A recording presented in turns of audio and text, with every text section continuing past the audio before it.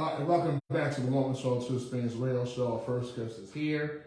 She's a supporter of Path to Greatness. She's a leader, a problem solver, a game changer, and a founder of It's Mind Movement. So let's welcome Miss Camilla Williams. How are you today? Hey, Lavon, it's been a month of Sundays. You've been busy. I know you are. You're doing a lot. How was your week? My week has been crazy, coming back from my vacation and just catching up with work, outside work, full-time work, everything work, trying to get my house together. I just moved not too long ago, so I'm just now making it home like how I want it to look. Right. I became a fur mom this week. So, what is that? What's that? A fur mom, when you just like a mom of like a little cat, okay, rabbit, animal, fur baby. Got you. Okay. So I just got me a little kitten this week. The parent of the previous parent of the cat had passed away, and she was left there in the apartment, and the children was cleaning out the house, and I went to go find anything I may want for my apartment, and the kitty just walked straight to me. And I had to take her. So she's I don't know, she's like getting used to being somewhere new. Right, yeah. But, like she's a lot better than she was when she first came. The first night, she's out eating more. She sit and wait for me. She won't come out of my office. So the first night, she liked to hide. And then I moved my chair so she couldn't hide from my chair, and she found her way into my office because there's another chair in my office. So now that I like pulled it out, and when I come sit in my office more often, she'll come out and eat and drink and want to be rubbed. And then when I leave, I'm trying to get her to come out of the room. She won't come out the room yet. So I guess a day at a time. But my week has been crazy, actually. I'm still catching up from all my sleep from being away on vacation, work that I had to do, but I feel like it's getting through. Right, you say you went vacation. So, and was it true that it was your first cruise ever? It was my first. How was that? What was that experience like? I was so excited from the time I landed in Miami to the time that we were on our way to the port, when we were going through getting our passports checked, which I am highly disappointed that I didn't get a stamp. Oh. They didn't stamp my passport. We was going to the whatever. But anyway, I was excited. I had a ball. If you've seen the videos on my Facebook, now my TikTok, I had a ball from the time I woke up. I opened my eyes to the time I went to bed. A few mornings I woke up with barely a voice, but it was a bit cold. The motion sickness was kind of crazy, but I would still do another cruise, most definitely. Yes, indeed. I was spending my first cruise in October. Yeah. Where'd you go? We went to Bahamas. We started out in Port Jersey, New Jersey, near New York, and then we went to Orlando, and then Port Cariño, and then we went to Cocoa Bay, Cocoa Key, then the Nassau.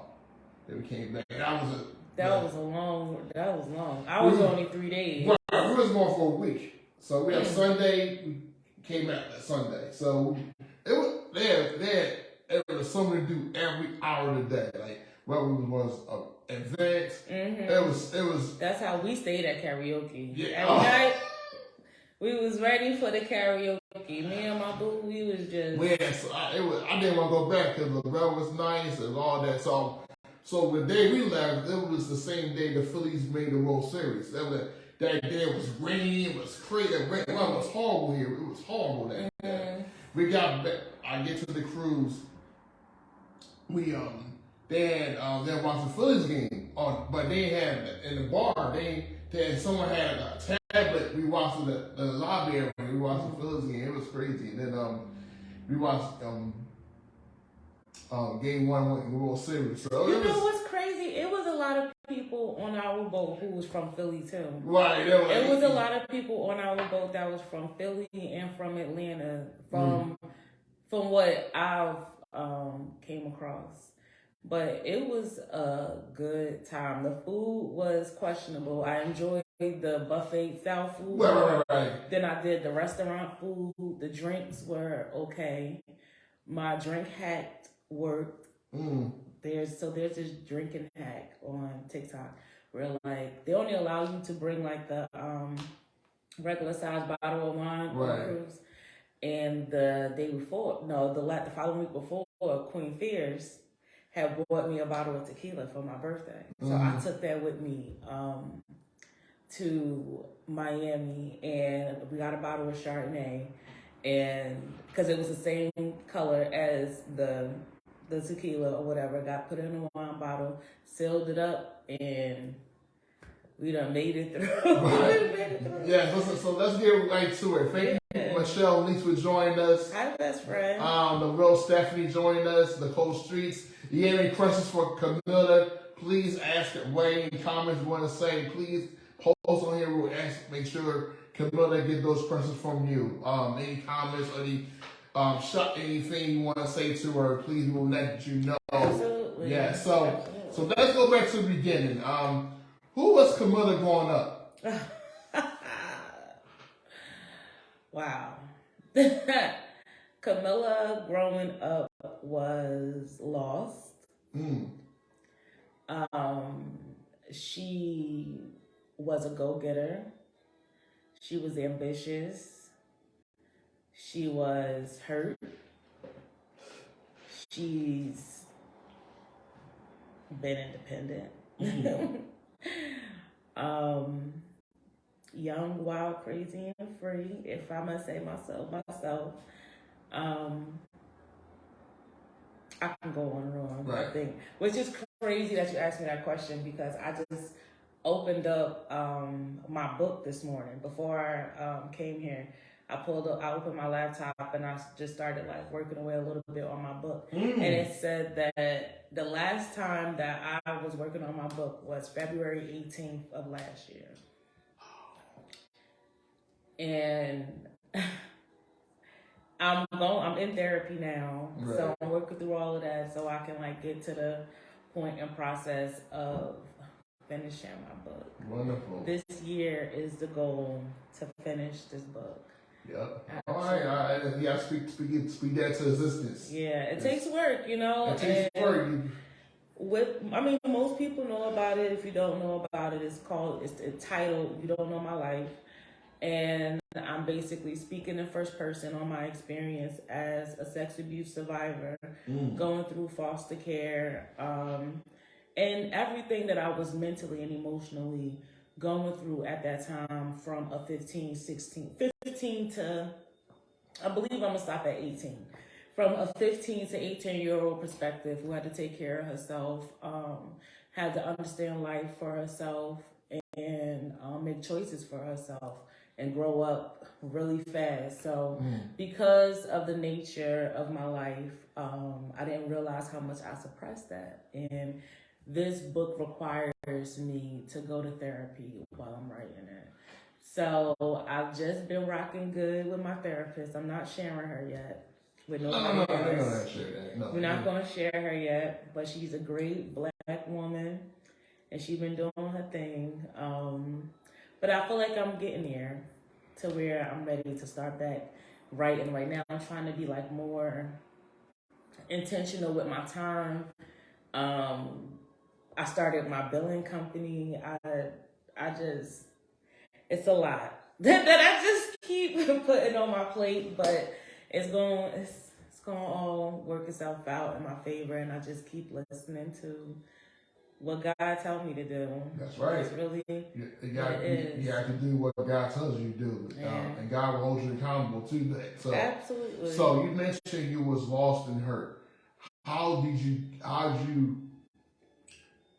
get around? How did you build yourself back up to know that you're not hurt? Like, how did you overcome that? Well, the first thing I did was notice where I was the problem and take accountability for my own actions. And I started to understand that I was a lot of the way I've been acting in relationships, portraying myself in relationships, was all an extension of, I guess, a hurtness I felt, just something I felt about myself. So I intentionally took a self-care journey to just like figure out myself, to be more in tune with myself, spiritually, emotionally, mentally, just always around me, and identify when I started to understand that the way that people are has nothing to do with me. I can hold people accountable for what they do, but like, I started to create boundaries and protecting my peace, only having people around me who were driven in the same aspect that I am. And I just started being more intentional about my life, because I always felt like, even when I was younger, that like I had a purpose. And I used to advocate when I was younger, when I was in foster care. They would have me speak at luncheons for children that's in diapers, and they will always use me as their like youth advocate. I feel like they was trying to get grants. I don't really understand what it was for, but any opportunity that I could take to tell my story, and I don't know, I felt like I wanted to be heard, but I also at that time I didn't want to go to therapy. I was like, and I was just reading that part in my book where I'm just saying, like, I don't care what nobody say, I'm not going to therapy. They decided, so at some point they decided to get me a mentor, and they allowed me to choose the mentor. They just knew I needed something, because I'm glad that there were people around me who saw great potential in me, always fought for me. Even in ways I didn't understand for myself. And even when I was selfish, or I was, I guess, playing victim, because there was a point in my life where like I was comfortable being a victim. Like, no. And I started to live in my being a survivor. So, and the more I do it, the more it feels better. If it don't make me feel good, it don't make me glow, it don't make me like, wake up and say I'm blessed. I just can't be bothered. Right, that's right. So, Rose Stephanie said, "Amen." Nicole Sweet said she was in foster care too. It's a business. She was in group home too. But girl, look at us now. They're not even messed up. That's right, Queen. And we got the victory. Amen. You healed, sis. Bless you. We bless you. So it means you got to speak to that you're healed. So, definitely. but through all the stuff you went through, endured, and persevered through, you started a movement called It's My Movement. I did. What made you start that movement? And also, can you tell us what that's about, more detail?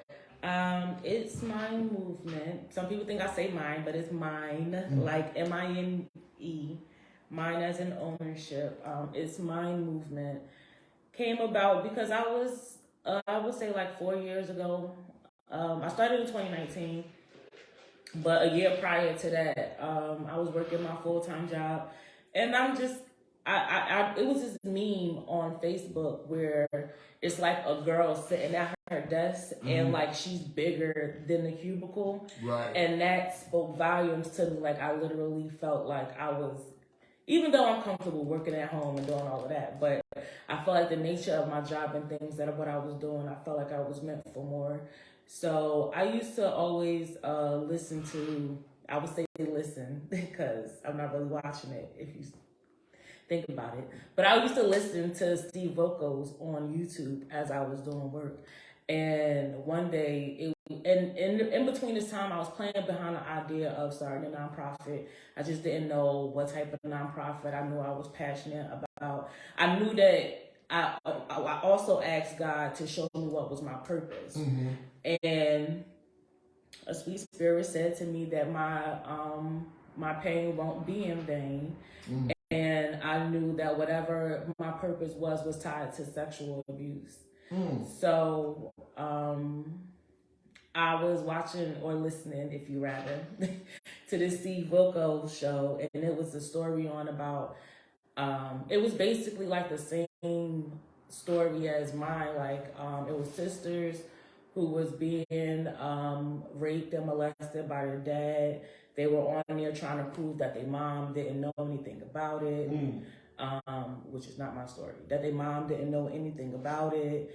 That, you know, they were just basically trying to clear her name. So the way that they ended up in foster care was that one of the sisters had told somebody in school that they were being bothered at home and everything. And that's how they ended up in foster care, which is the same way I ended up in foster care. My sister went to school and told the guidance counselor, and it was it was spiral from there. But at the end of the show, Steve Wilkos kept saying, like, you know, if something was going on at home, you got to tell somebody. And blah, blah, blah, tell somebody, just kept, whatever he was saying, tell a teacher, tell her something, tell her whatever. So I was like, tell somebody, maybe that's something, that's a nonprofit I can do. And then I Googled it, and then I found that it was somebody in California with that same nonprofit with the same purpose.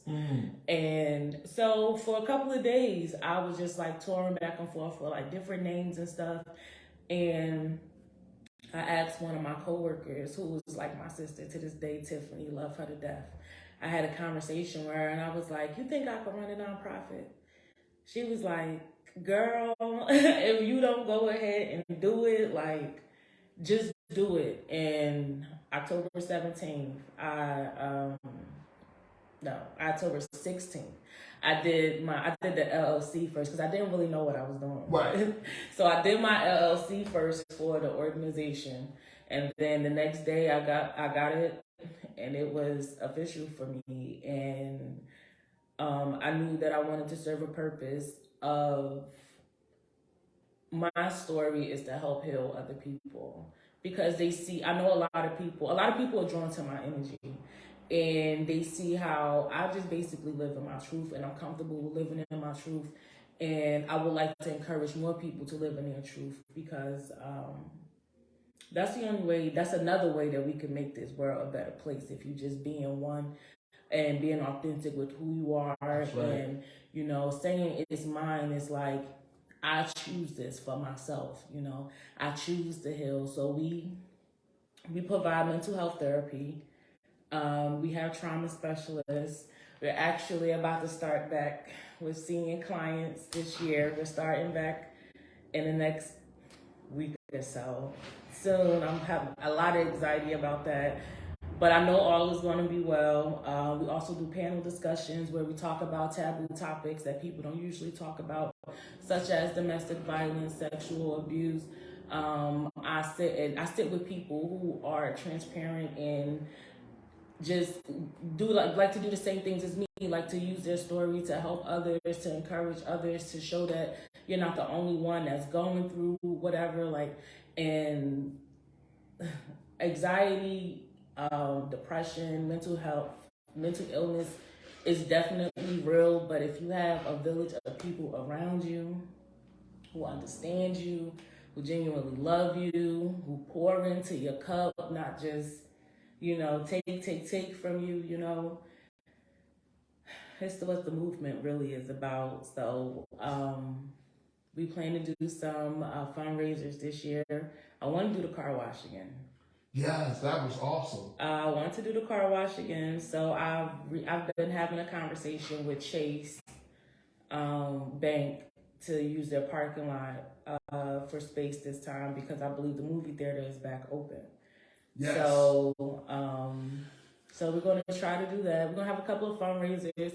This year, we want to bring more awareness to the organization, let people know about us. I like to stay in the backgrounds, which is why you don't really see my face or anything of me. You probably literally have to just Google my name to see any of what I've been doing with the organization, because I just feel like it's not about me. It's like I was the pawn for this, but it's not about me. It's about mainly teenagers. This year I plan to start with 14 years and up because they can consent to treatment. Okay.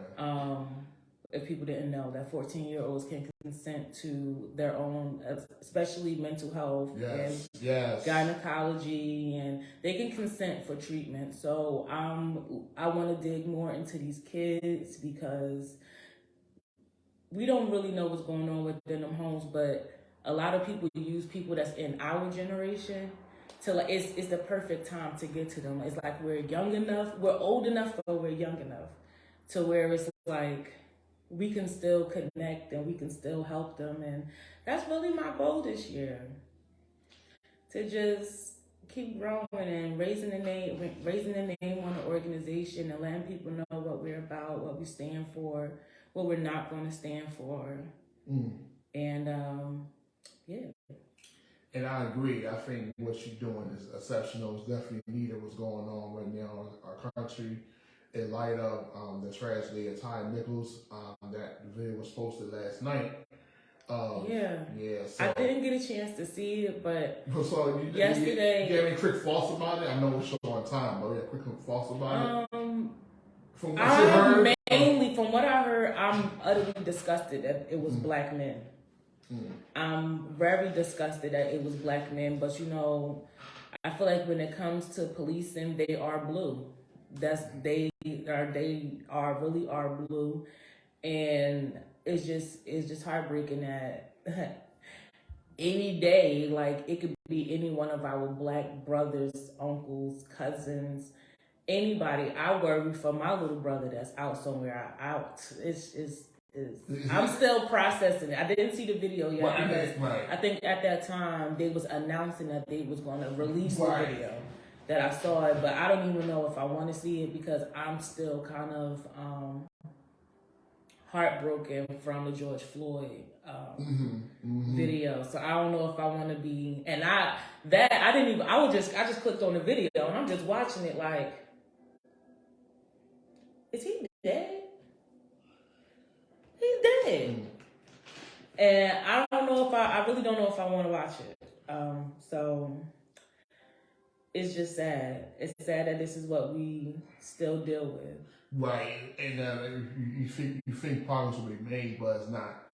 It has not been made at all. So that's why it's my movement. So people want to help people break through the cycle of trauma, and now you try to target teenagers, and we're targeting teenagers. We also have a sponsorship package going on right now where I'm looking for individuals, corporations, or small businesses that's willing to sponsor people who has experienced traumas, therapy sessions for 6 months to a year.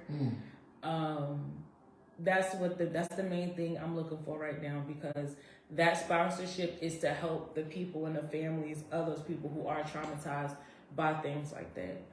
So that's another one of our main pushers of the year. So if you know any corporations, if you are a person that want a tax break and you support mental health, if you know someone with a small business that want a tax break and support mental health, you know, we need people that can help support other people get through trauma. And it's for 6 months. The packages are for 6 months to a year of sessions.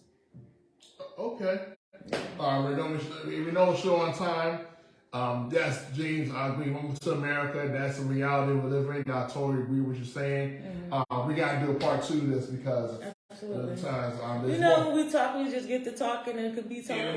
More. So where people can go to find more about It's My Movement? We do have a Facebook page. It's everything across the board is It's My Movement. On Facebook, our website is itsmymovement.org. I can be reached, my first name, my last initial. I believe I'm tagged on this. My first, Camilla W at itsmymovement.org. That's my email. On our Instagram, we just created a TikTok. Everything is all It's My Movement. But if you know anybody who can create some TikToks, let me know, because we need it. But yeah. Thank you for having me. And thank you so much. For those who are watching, if someone can post the website in the comment section on Facebook, we see that people go support Camilla. It's my movement. It's definitely help our people get through break cycle trauma, whether you 14, whether you 44, or you 64. Absolutely. So for all ages, because and believe it or not, we get a lot of people that's older now. A lot of referrals for people that's like older, and I'm just so proud to see that level of generation looking to heal themselves. Nicole asked, what's your Instagram? It's my movement. It's my movement. It's my movement. All R1. It's on my movement. Yeah. So I'm gonna put when we get off the live, I'm gonna put the information in the comments. Yes, we're gonna do that. So we're gonna definitely do a part 2. Definitely have more conversations about your journey. Absolutely. We got the broad pieces about this my movement now, but we're talking about how you got to that point. So we'll talk more about that. We'll set up a date where we can come back. You know, so. If anyone would join us, and I'll go through a couple of more therapy sessions. Yes. Before we do. Hey, I want to say this before we close. Therapy is necessary. Therapy is okay to go to. It makes you better and not bitter. So, so if anyone would join us, we'll have Devon Weaver coming up next 5 or 10 minutes. So thank you for joining us. We'll be back shortly.